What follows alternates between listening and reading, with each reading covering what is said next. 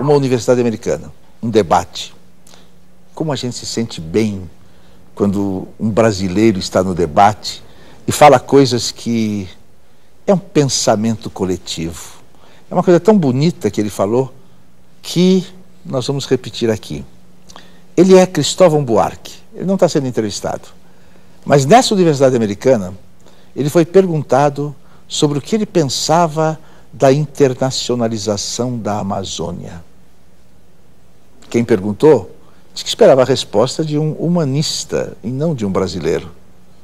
Esta aqui foi a resposta de Cristóvão Buarque. Como brasileiro, eu simplesmente falaria contra a internacionalização da Amazônia. Por mais que os nossos governos não tenham o devido cuidado com esse patrimônio, ele é nosso. Como humanista, sentindo o risco da degradação ambiental que sofre a Amazônia, eu posso imaginar a sua internacionalização como também de tudo mais que tem importância para a humanidade. Se sob uma ética humanista a Amazônia deve ser internacionalizada, internacionalizemos também as reservas de petróleo do mundo inteiro. O petróleo é tão importante para o bem-estar da humanidade quanto a Amazônia para o nosso futuro. Apesar disso, os donos das reservas sentem-se no direito de aumentar ou diminuir a extração de petróleo e subir ou não o seu preço. Da mesma forma, o capital financeiro dos países ricos deveria ser internacionalizado. Isso, internacionalizar o capital financeiro dos países ricos. Se a Amazônia é uma reserva para todos os seres humanos, ela não pode ser queimada pela vontade de um dono ou de um país. Queimar a Amazônia é tão grave quanto o desemprego provocado pelas decisões arbitrárias dos especuladores globais. Nós não podemos deixar que as reservas financeiras sirvam para queimar países inteiros na volúpia da especulação. Antes mesmo da Amazônia, eu gostaria de ver a internacionalização de todos os grandes museus do mundo. O Louvre não deve pertencer apenas à França.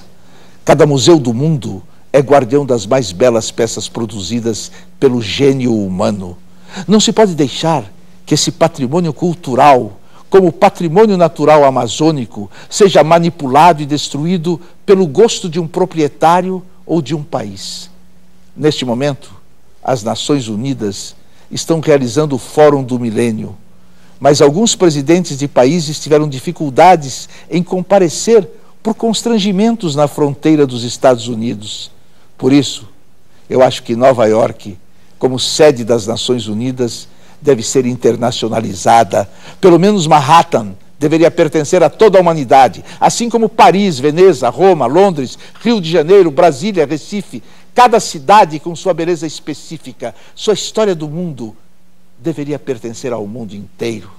Se os Estados Unidos querem internacionalizar a Amazônia pelo risco de deixá-la nas mãos de brasileiros, internacionalizemos todos os arsenais nucleares dos Estados Unidos. Até porque eles já demonstraram que são capazes de usar essas armas, provocando uma destruição milhares de vezes maior do que as lamentáveis queimadas feitas nas florestas do Brasil.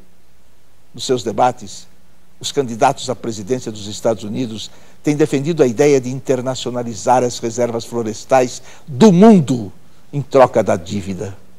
Comecemos usando essa dívida para garantir que cada criança do mundo tenha a possibilidade de comer e de ir à escola. Internacionalizemos as crianças, tratando todas elas como patrimônio que merece cuidados do mundo inteiro, ainda mais do que merece a Amazônia. Quando os dirigentes tratarem as crianças pobres do mundo como um patrimônio da humanidade, eles não deixarão que elas trabalhem quando deveriam estudar, ou que morram quando deveriam viver.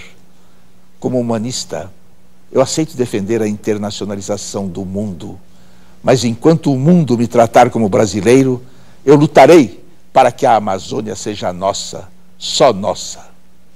Meus caros, olhem só que provocação maravilhosa. Essa resposta de Cristóvão Buarque foi publicada no New York Times, no Washington Post, nos maiores jornais da Europa e Japão em agosto de 2001. Não foi publicada no Brasil.